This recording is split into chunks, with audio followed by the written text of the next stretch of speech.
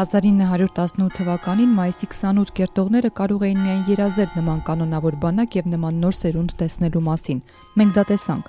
Այսօր Սարդարապատի հերոսամարտի հուշահամալիրում Հանրապետության տոնի առթիվ շնորհավորական իր ուղերձում ասել է Հայաստանի նախագահ Սերժ Սարգսյանը։ Նախագահը ընդգծել է, որ այս տոնը Հայաստանի համար առաջին հերթին փրկության տոն է։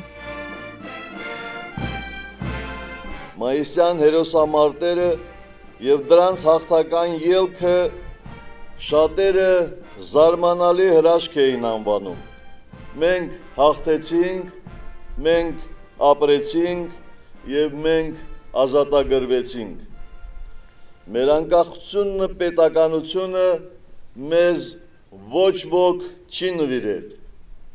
Մենք դրա համար վճարել ենք այնքան, որքան թերևս ոչ ոք չի վճարել։ Մենք դա արել ենք մենակ, ավելին, մենք դա արել ենք ի հեճուկս ճակատագրի հարվածների։ Զգաստ, հանդիսավոր երթի։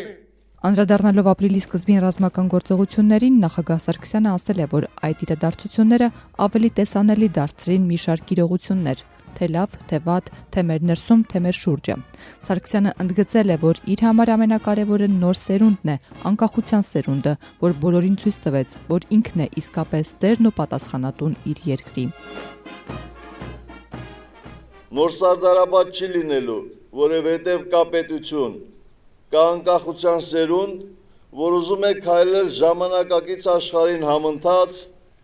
եւ քայլելու է։ Անկախության սերունդ, որ ուզում է քայլեցնել իր երկիրն առաջ